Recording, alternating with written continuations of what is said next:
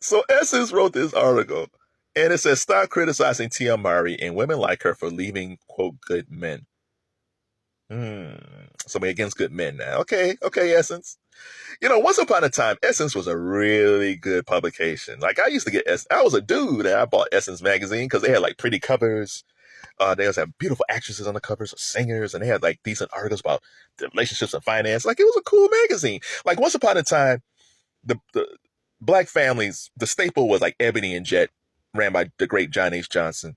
And then Essence popped up, was ran by Susan Taylor. Love Susan Taylor. But then after a while, John H. Johnson died. Ebony and Jet got bought out. They became trash. And then Essence, they got bought out. And I'll say this. They're not the same publication they used to be. Because Susan Taylor would never have a headline criticizing good black men. She would have never have done that. But these modern women, who cares about good men, right? But here's the thing. Like, I always thought that that's what women wanted. Like, they said, I want a guy who's like, where's all the good men at? But if we've seen with Keke Palmer and we've seen with Tia Mowry, being a good man's not enough anymore.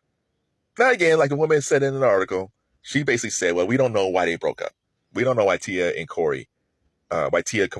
divorced Corey. Yeah, we don't know. But Tia's never said anything bad about Corey. Corey's never said anything bad about Tia. There hasn't been, and I'm sure the gossip blogs really searched hard to find something bad about Corey, and I haven't seen any bad stories about him. And there's no IG model has put out an illicit IG story of how she got pregnant by Corey, or Corey used to hook up with her. Like, no, Corey seems like he was a solid dude, right? He was a good looking guy. He was an actor, All American Homecoming, and most importantly, he was in the house with his kids. But Tia woke up one day and said, I need self-love. I need healing. But healing from what? Like, you can't find self-love and healing in your marriage. Like, I get it. Like, marriage is hard. Anytime, like 14 years, they were married for 14 years, which is a long time these days. And the fact that they lasted this far is actually probably a good thing in these modern times. But my parents were married for almost 30 years, and they had ups and downs like everybody else. But one thing my parents did, like every weekend, they would drop me and my brother off to my grandparents. So basically, they would drop us off Friday night, and my grandparents would drop us off like Saturday afternoon.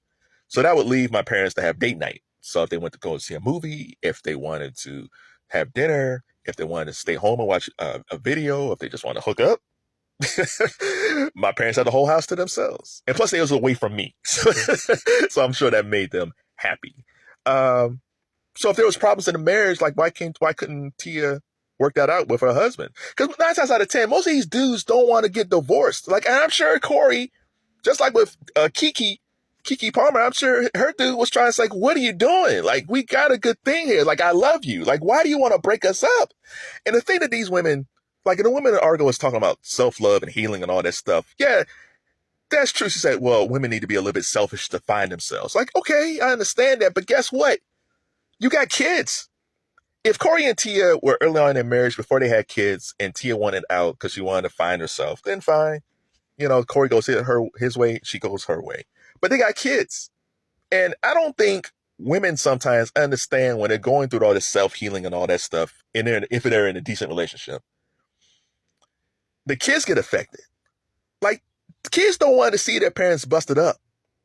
Right? They don't want that. So now her kids got to go see their dad someplace else. They're with their mom all the time, which is fine. But I'm sure some guys, they probably miss hanging out with dad. And the thing, like Tia too, like Tia makes all these videos, flirty videos, sexy videos. You don't think her son probably doesn't even like it. Like, I saw a video like a long time ago where he was like, he didn't want to be bothered by it. But the thing is, every kid got a phone now. So when Tia makes these videos, it's not just for her or some dudes that she's making these videos for, or for women. There's little kids with these phones making fun of her son, saying, aha, I saw your mom just trying to twerk. Aha. Kids are mean and cruel. And then years later, the kid might say to her mom, like, when you divorced dad, it was hard. Like, when you were making those videos, kids was making fun of me. And I'm sure she was like, well, why come you didn't tell me? Because kids don't tell their parents everything. It's so crazy. Like, I don't think women really understand when they break up a household, when a guy's a good dude, the kids do get affected by this. And they get skewed. Now those kids, when they get older, they need healing because they came from a broken home. When it didn't have to be that way. Like, I remember when Keke Palmer was saying how she had left her dude. And her dude, I don't know nothing about their relationship. Only thing I knew is after she had her baby, she went to some type of event and he was carrying the kid. And I'm sure when she went off for the Usher concert, he was probably home with the kid. Like, she had a dude that was there for the kid. And he was just upset by the outfit and, the whole thing with Usher. And yeah, maybe he shouldn't shouldn't have put it out there like that. But this generation, Kiki's generation, they put everything out there. My generation, we don't do that. Their generation, they put everything out there. So yeah, maybe he shouldn't have done it, but that's their generation. Technically, he should say, hey man, I don't like you wearing that outfit. Like, you could dress nice, you can kind of dress sexy, but come on, man. It makes you seem like you're single. Like, and maybe they could have worked it out that way. But you put it out there and that destroyed their relationship. That's crazy. So now that kid is from a broken home. But the one thing that Keke did say later on, she said, man, it really takes a village to raise a kid. And that whole village thing got screwed. The whole village thing is an African proverb, I believe.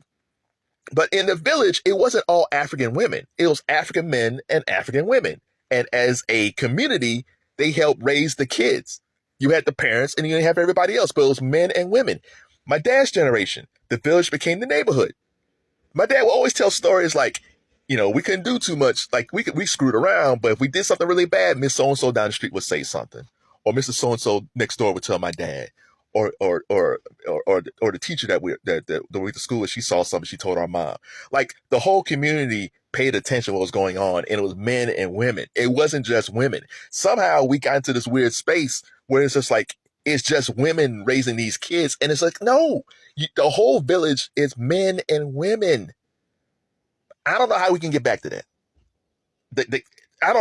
If we got articles like this, where Essence is basically saying, and she was justifying, the woman who was writing this article was almost justifying, she was saying how, just because a guy doesn't cheat, doesn't mean you shouldn't stay in your relationship.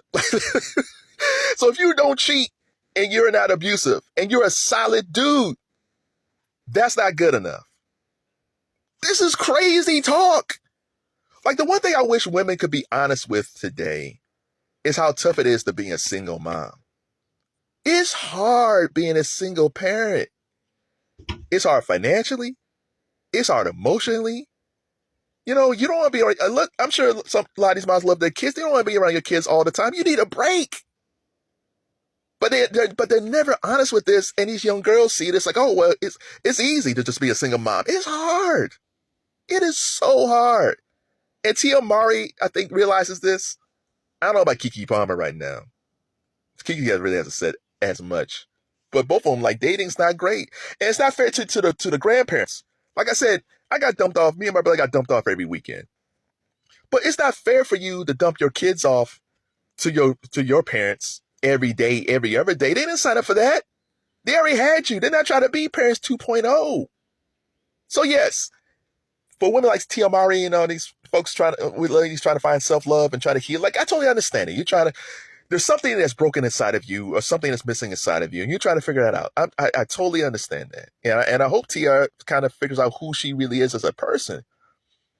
But when that woman article said it's okay to be selfish, no, it's not. You're being selfish to your kids. You're being selfish to your parents. And you're also being selfish to the guy who really didn't want to leave you. He loved you. And the funny thing is, a lot of these guys who, when women file for divorce and the guy is brokenhearted, these guys end up later on in long-term relationships. It's bad at first because they really want the woman back, but then they end up into long-term relationships. And guess what? 9 times out of 10, the ex-husband's in a long-term relationship while the woman's still finding herself.